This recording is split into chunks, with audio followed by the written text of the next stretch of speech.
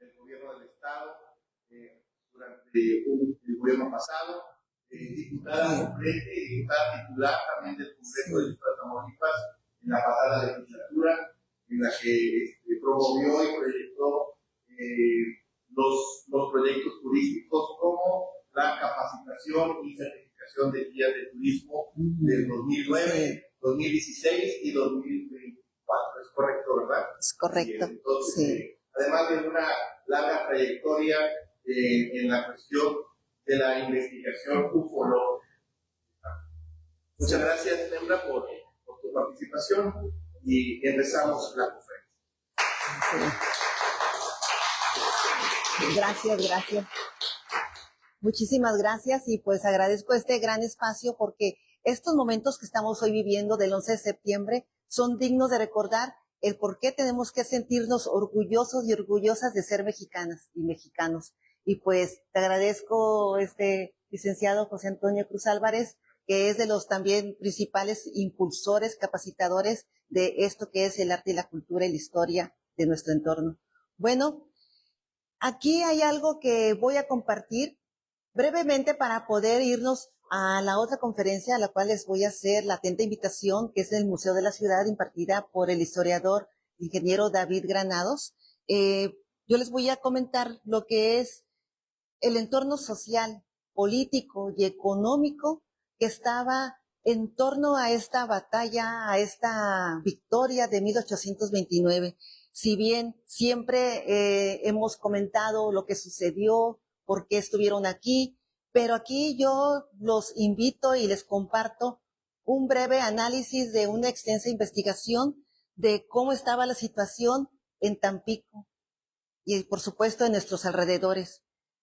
Vamos a ver un breve antecedentes, a lo cual un 2 de enero, como pueden ustedes leer aquí, en México, se decreta la expulsión de los españoles residentes.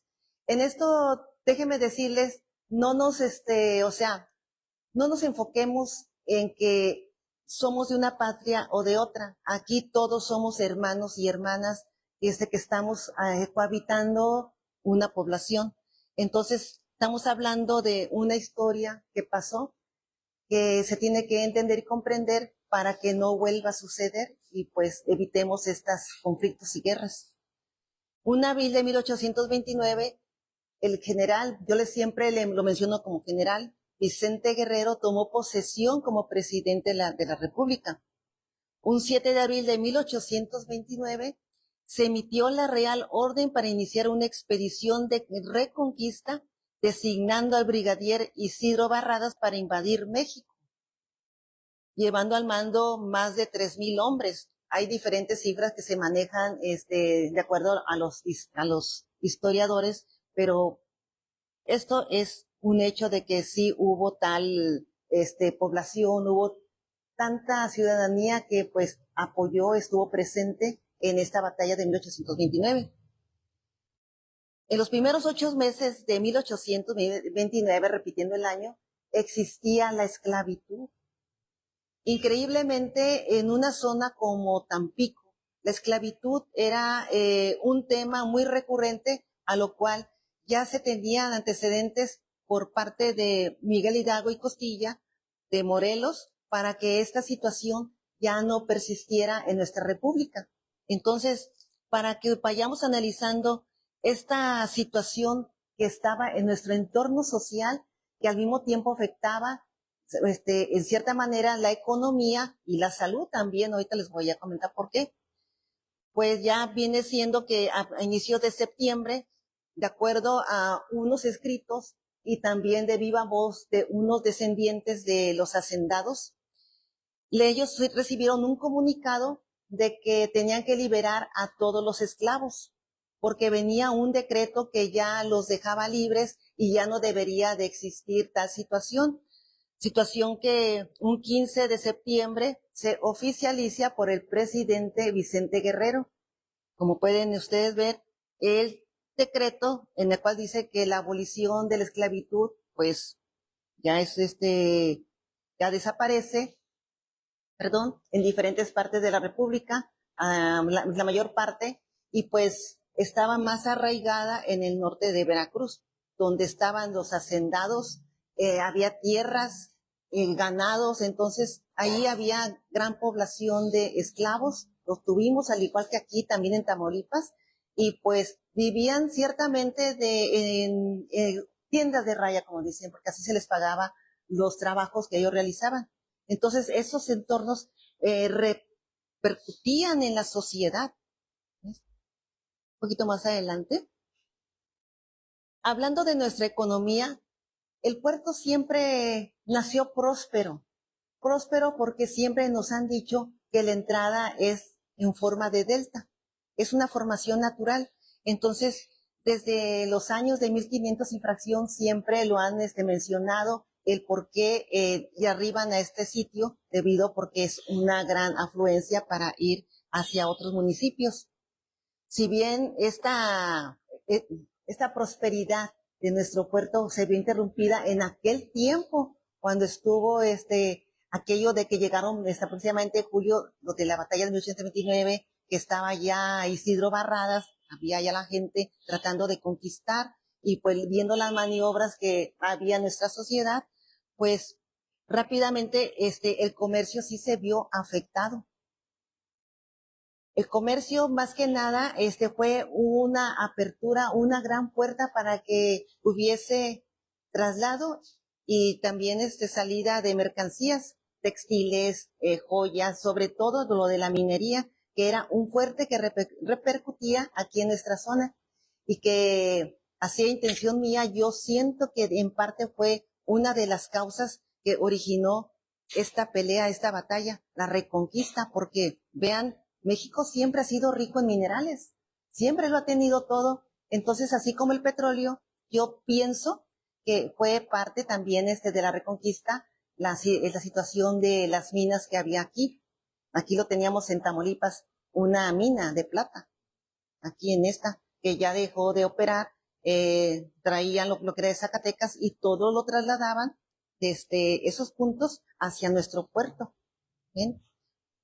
Ya pasó a la siguiente.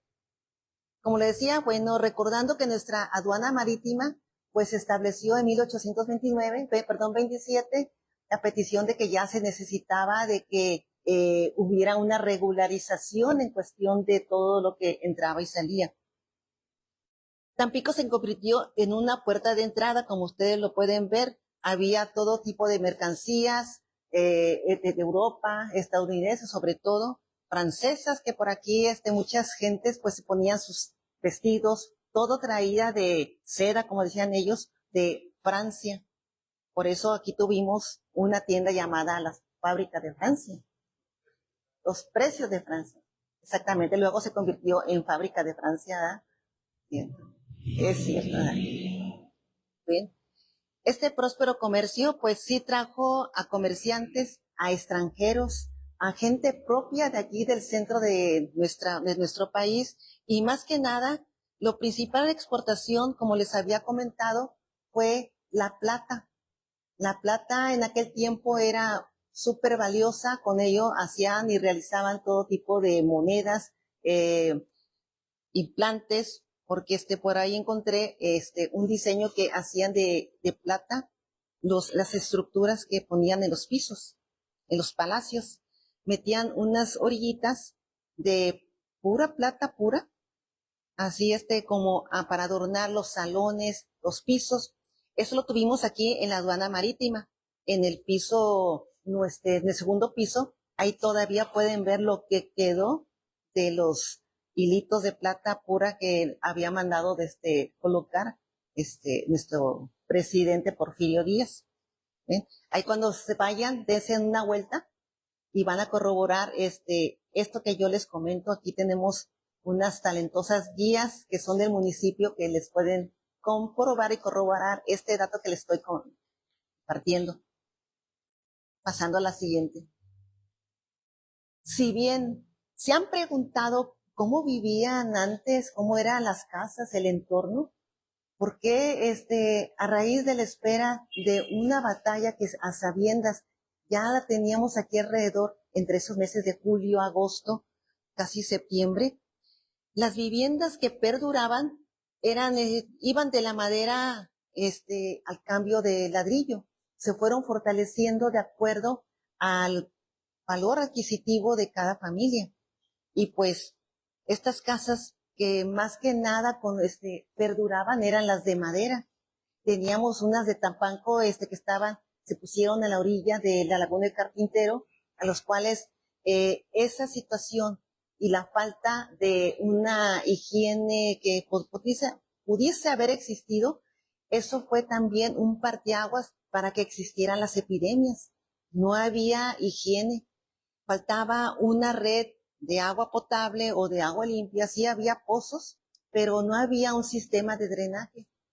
Entonces, la asepsia, lo que teníamos que tener en cuestión de la salud, lavarnos las manos, eso fue parte de lo que mucha gente padecía de enfermedades. Las casas, por ejemplo, los llamados jacales, todavía existían en las orillas, de esos jacales que manejaban la palma y lo que eran los ladrillos hechos de adobe. Todavía los podemos encontrar a la salida de lo que es Tampico, allá en Lomas de Real. Todavía encontramos casas elaboradas de esa manera. Claro que un poquito más hacia el norte, todavía la característica persiste, pero imaginemos cómo era ese entorno de esas casas. Esto, pues, precisamente estaba la ciudad de 1823 al 29, pues, tenía 5 años, 8 años, más o menos. Era nueva, aproximadamente 6 años. ¿Ves? Sí. Es una mezcla de lodo, zacate, estiércol de los animales para formar un bloque, ¿verdad? Y se va formando, va pegando en las paredes. Así es. Es el adobe. Sí. Y el adobe ha existido por años milenarios. Milenarios es una práctica que todavía existe en casas, a los cuales, así como dice el licenciado, las elaboraban estos bloques, los colocaban, hacían la cimentación y la reforzaban con madera de mezquite. Ponían un poste en medio, iban al monte a traer palma, la palma de pita que muchos ya la conocen, da un racimo de flores bien conocido que le llaman chocha, flor de esas, sí, que es muy valiosa y que esa flor, si tienen la oportunidad ustedes de poderla consumir, baja los niveles del azúcar, limpia todo el organismo. Esa, hola, adelante. Y pues así era el entorno, eran casas, teníamos ya las casas que eran de las personas que ya tenían ese poder adquisitivo de construcción, ¿no? Y pues las famosas casas de cal y canto, que eran sólidas, pertenecientes a estos comerciantes que habían apostado por hacer negocios, grandes negocios en nuestra zona. Coméntales acerca de la casa de Tino Bajadas, la de cal y canto. Bueno. Esta casa, sí, me gustaría que tú la compartieras, que me encanta cómo la comentas. Sí, porque trae todos los datos abiertos, así de cuenta como un software. La casa de Atoroña era donde estaba el Hotel Posada del Rey, ¿sí? Ahí en la esquina de la Plaza de la Libertad. Sí. Fue la primera casa de cal y canto que se construyó. La mandó a hacer el señor José María de Castilla. José María de Castilla era el primer dueño.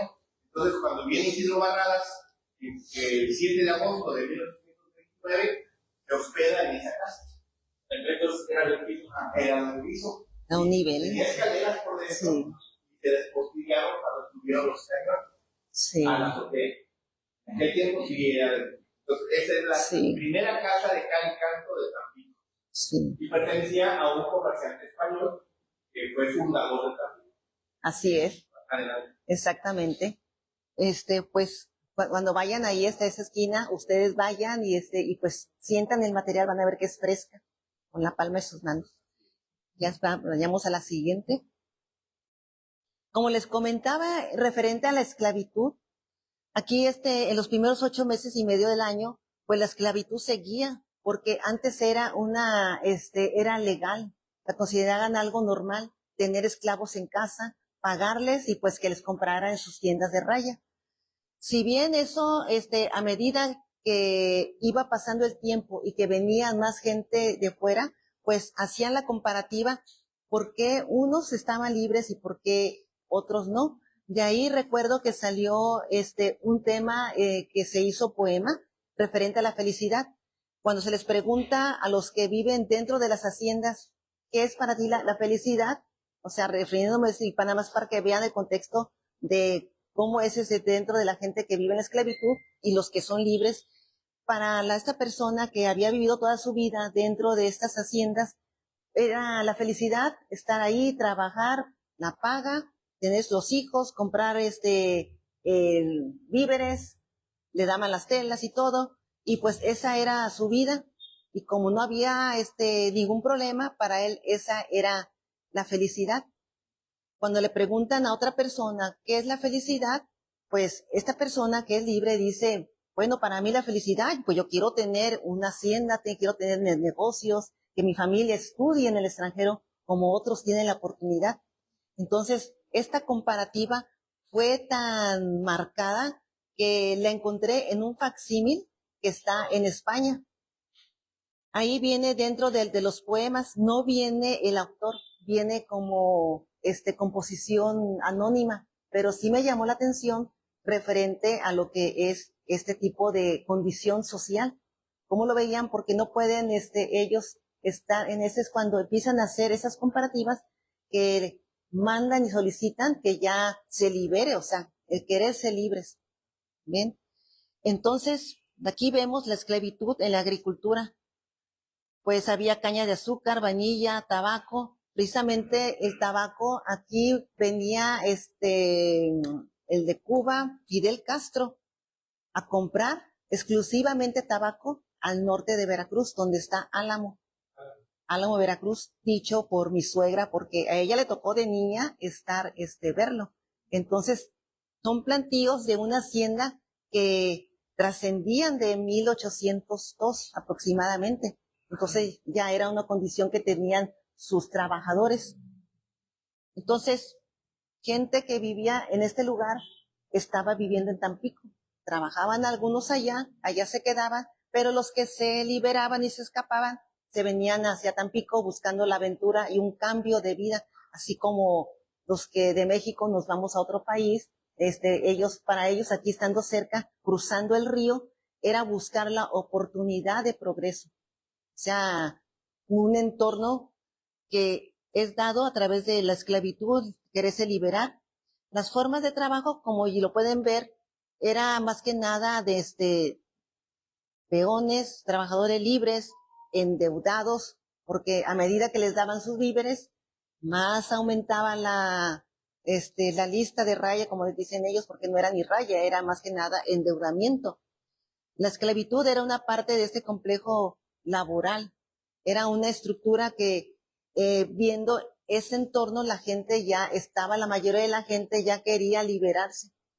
¿Ves? Entonces encuentran una población con ese sentir, con esas condiciones y pues teniendo la esperanza de que, o sea, de que vienen estas personas a querer invadir México a través de Tampico y de lugares que tenemos aquí alrededor, pues ellos en aquel tiempo lo veían como una liberación, ¿ven? Pero porque no tenían el contexto de lo que realmente venían. Ya fue cuando se les explica que pues venían a invadirnos, que nos querían hacer nuevamente esclavos, dicho por una de las descendientes que, por cierto, les comparto que hizo un libro referente a los 100 años de su abuelo. ¿Ven? De ahí saqué el dato de ellos. Se llama el libro Los 100 años de Don Chalino. Así porque ella es de Don Chalino. Es un libro que hizo una escritora que vive en México, pero es de Álamo, Veracruz, de allá. ¿Sí? Continuamos. Las condiciones sanitarias e higiénicas, pues, como les comenté, eran deficientes. No había un sistema de drenaje ni de agua potable. El primer tubo de drenaje que se tuvo aquí, tal vez algunos lo saben, estaba situado donde está ahorita el Hospital Militar, el antiguo cuartel del 8.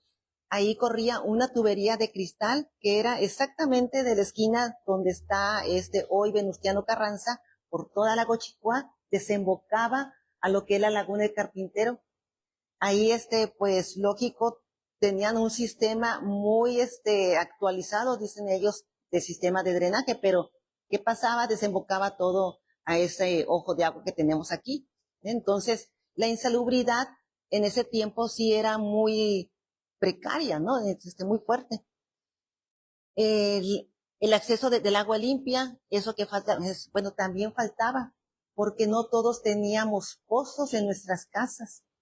Aquí todavía hay gente que tiene en sus patios norias, como les llaman, en todo el centro de Tampico. Yo vivía ahí donde está Juárez y la calle Estrella.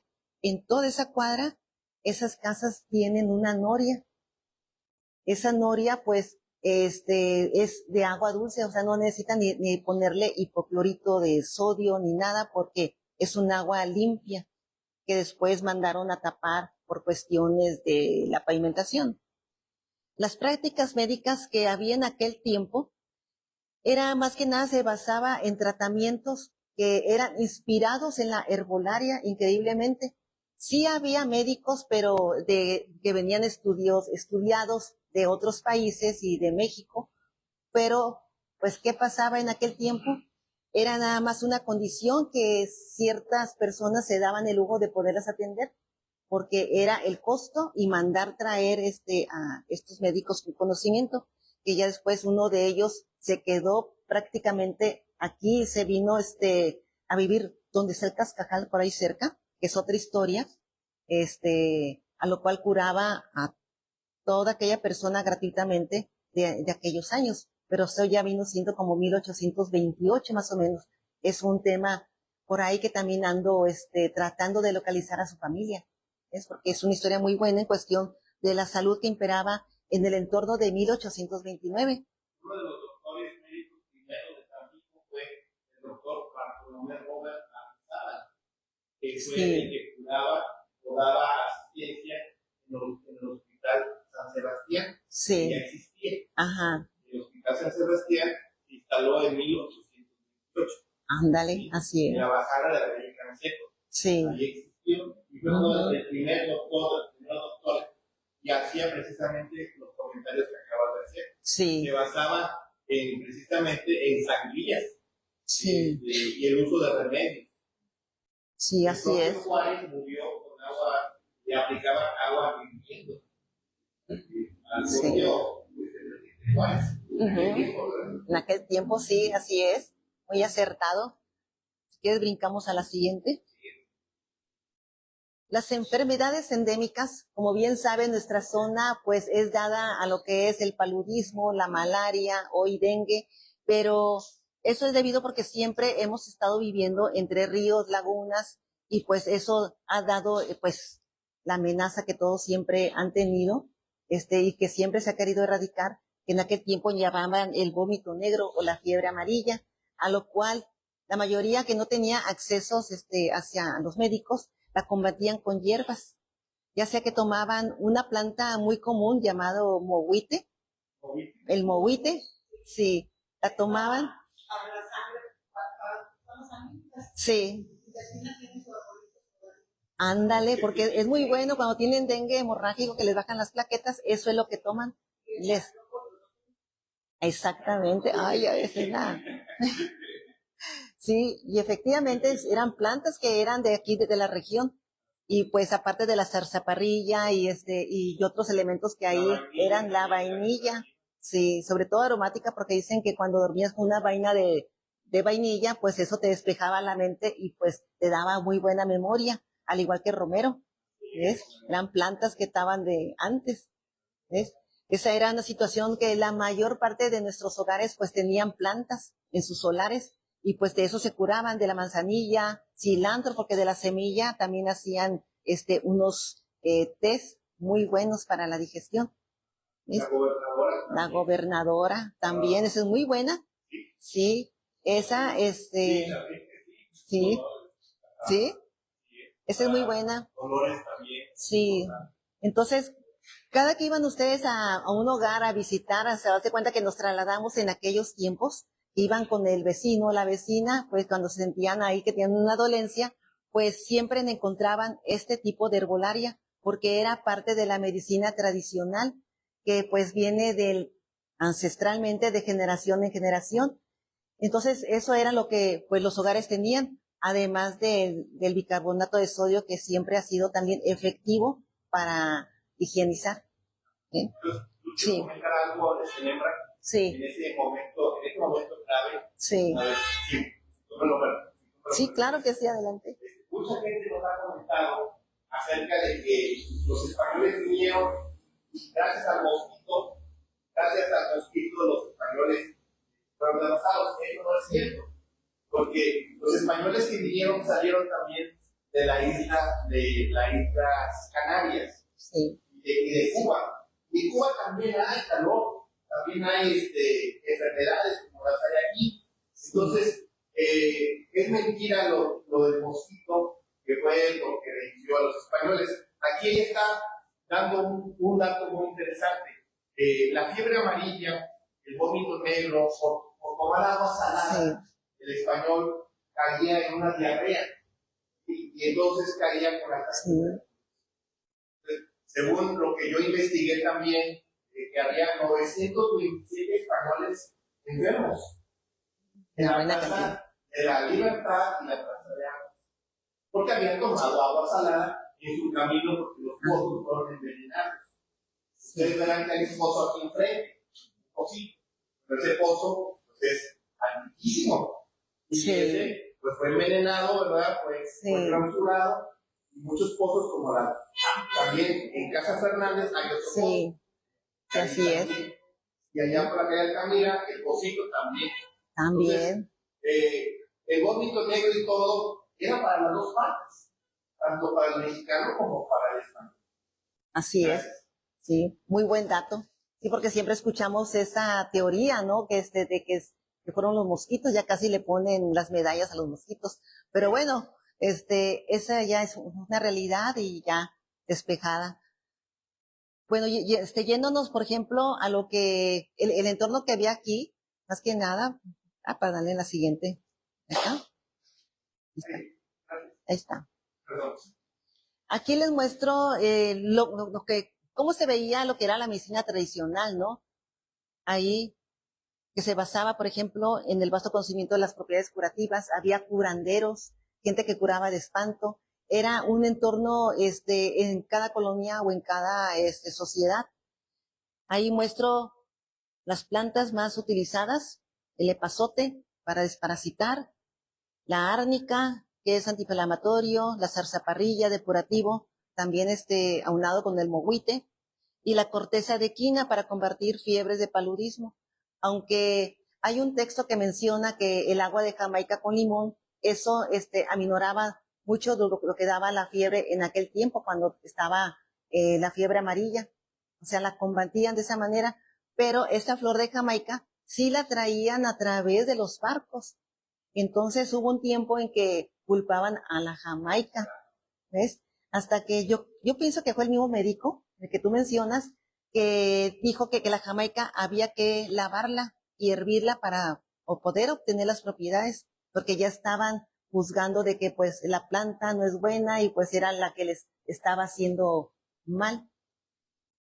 Es uno de los entornos que existían en aquel tiempo. Si bien una mala investigación en cuestión de las plantas o un mal uso puede dar origen a que dé un resultado que no es tratamente de salud. Por eso siempre se recomienda y siempre es tener la limpieza, la higiene. En aquellos años había algo de mortandad, un índice de mortandad del 25% de las mujeres embarazadas. Este dato me lo acaba de compartir un médico que ya recién partió, el doctor Ulises, de que él, al estar estudiando en cuestión de la asepsia y la sepsia, el principal problema de mortandad, era la falta de higiene. Cuando las madres parían, por lógica, no había la suficiente limpieza que a veces existía en cuestión de lavarse las manos, servir el agua, recibir al niño con la máxima higiene que puede obtener, al igual cuando había heridos o otro tipo de atención.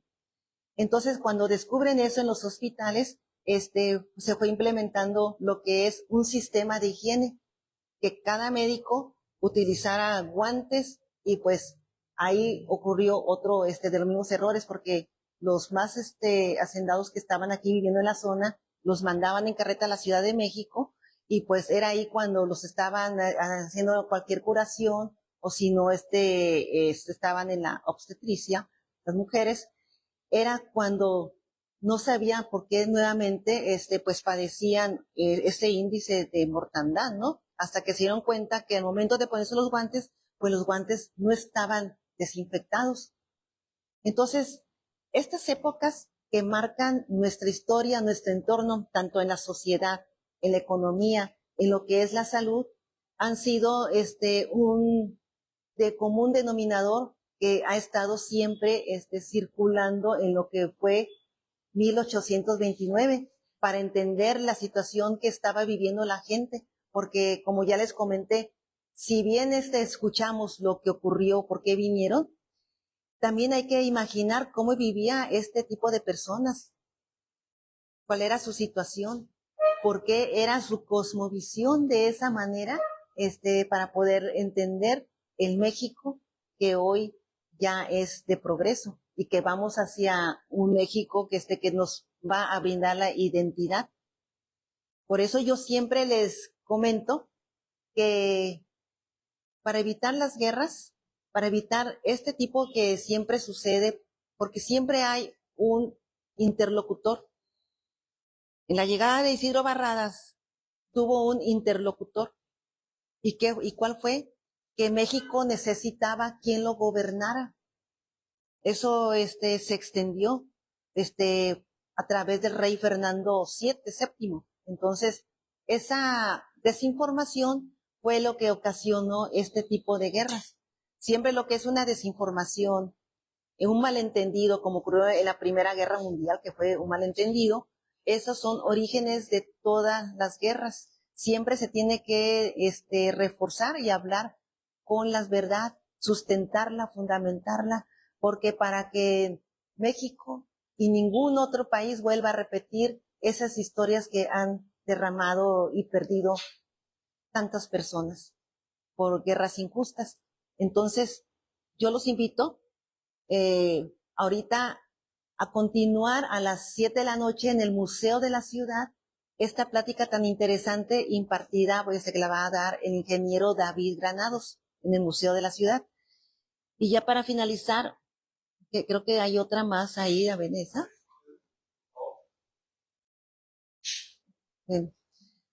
Siempre se ha preguntado en cuestión del huracán de 1829.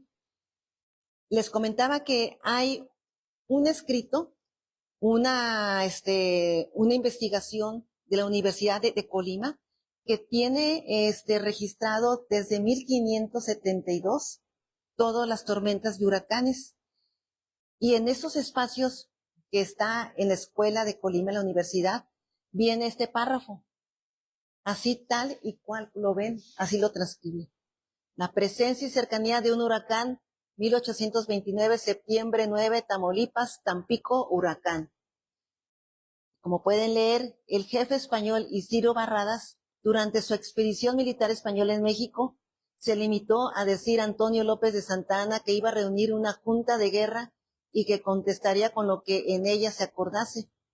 Su contestación no se pudo saber por haberse puesto impracticable el río, entre paréntesis, Pánuco, porque ellos suponen que fue el río Pánuco, a causa de un fuerte huracán que se experimentó el 9 de septiembre de 1829, teniendo nuestras tropas mexicanas, ahí se le agregan por la lógica de, están hablando del evento, el agua hasta la cintura y estando a la intemperie por haber sido destruidas las barracas.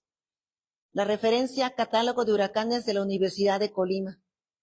Ellos obtuvieron el dato, como pueden ustedes apreciar, de Rivera Cambas, 1869, tomo 2, página 539. Ahí, gracias, muchas gracias. Y pues, les agradezco.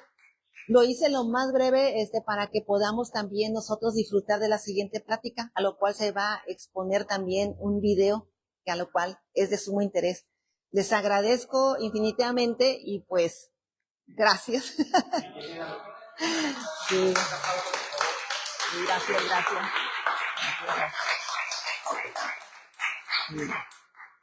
Tenemos varios minutos disponibles. Claro que para sí. que exista un conversatorio, una retroalimentación, una pregunta, Sí. un comentario, una duda, con todo gusto. Adelante, Chirino.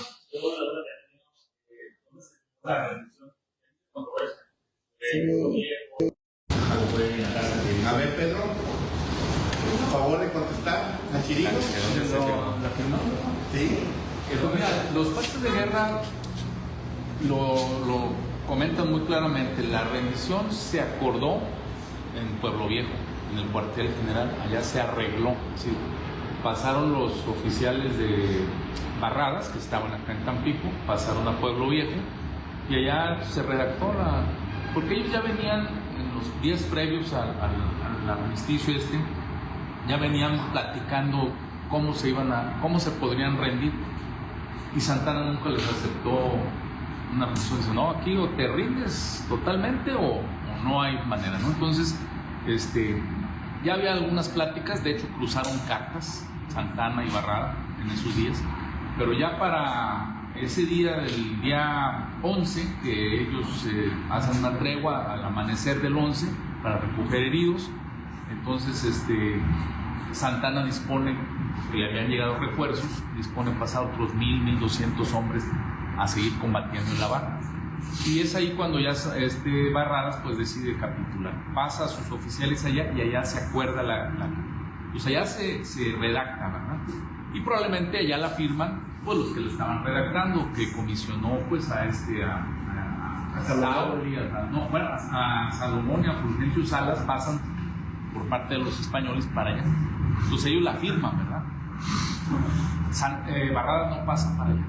Entonces en el transcurso de ese día, pues, porque dice a las 3 de la tarde se hizo la capitulación, pues, digamos en la tarde pasan para acá Tampico y acá rescatan la firma de Barradas. ¿Dónde estaba Barradas? Pues en su casa, en la casa fuerte de Castilla. Ahí ratifica él, ¿verdad? Ratifica. Y finalmente regresan con la rendición y allá firma y ratifica Santana.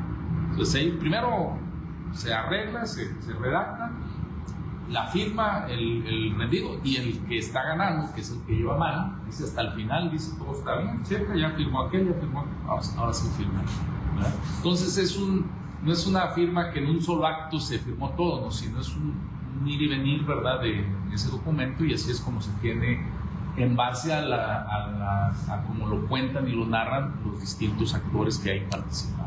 Eso es lo que se pone. Por eso luego se dice, oye, es que ¿dónde se firmó? Se firmó, pues allá se firmó, ¿verdad? Sí. Pero ¿dónde ratificó Barradas? Pues de este lado. ¿Y dónde ratificó Santana? Pues de aquel lado, ¿verdad? Y así estuvieron. De hecho, todavía Barradas agrega un par de artículos más, ¿verdad? Cuando dice la de que si llegan nuestros refuerzos españoles, estaban esperando que llegaran otros barcos con más militares españoles, pues notifíquenle de esta capitulación para que se sigan derecho para La Habana, Cuba, ¿verdad? Y un segundo artículo que dice, porque habían acordado que la rendición del Fortín de la Barra y entregar armas y banderas en Doña Cecilia el día 12, o sea, el día siguiente, y el día 13, 2 días después, que todas las fuerzas de Barradas en Tampico fueran a Altamira a entregar las armas. Entonces, por obviedad, fue propuesta de Barradas decir, no, que entreguen sus armas donde estamos. ¿Dónde estamos? Pues en la Barra, los de la Barra, y en Tampico, Plaza de la Libertad, los españoles que estaban en Tampico. Esos fueron los 2 artículos adicionales. Y ahí es donde se entregan las banderas. Donde se entregan armas y banderas. Se entregan las 2 banderas. Sí, cuatro banderas. Muy bien. ¿Alguien más se desea comentar? ¿Perdón? Sí. Sí, adelante, capitán. ¿Por qué a nivel nacional no le damos la importancia debida a la victoria de Tampico? Porque no fue una batalla, fue una victoria de un país sobre otro país que lo invadió. Cacaraqueamos más el huevo de la victoria del 5 de mayo, que tiene su gracia y su don, pero nomás fue una victoria, no fue la victoria de una batalla, no de una guerra. Y aquí se liberó una guerra y una rendición total de un imperio. ¿Por qué a nivel nacional no se pregona? O sea, estamos encerrados en Tampico, nada más esto, nomás lo sabemos los de Tampico, pero a nivel nacional, pues no. Por la debida razón de que ganó Santana. Sí, Santana. Por la debida razón de que Santana mandó a hacer el himno nacional mexicano en el 1854, mandó construir el Zócalo, el monumento en la Plaza Mayor de la Ciudad de México, frente al Palacio Nacional, en su momento, ¿sí? Y entonces, cuando Santana deja de ser aquel excelentísimo, altísimo y serenísimo, ¿sí? En 1854 se destierra, se exilia y nadie quiere hablar de Santana. Entonces, cuando Santana se va, esta historia de Tampico se termina. Nadie la va a tocar hasta el 2003 con Rescate Histórico de México aquí en Tampico, que va a rescatar por acuerdo de Cabildo Municipal que el 11 de septiembre sea heroico en Tampico. Y luego Congreso del Estado en el 2005. Y luego 2011, efeméride nacional. Hoy, en todo México, la bandera a toda asta. En cualquier parte de México, la bandera. ¿Por qué? Por la victoria de Tampico. ¿Sí? Adelante.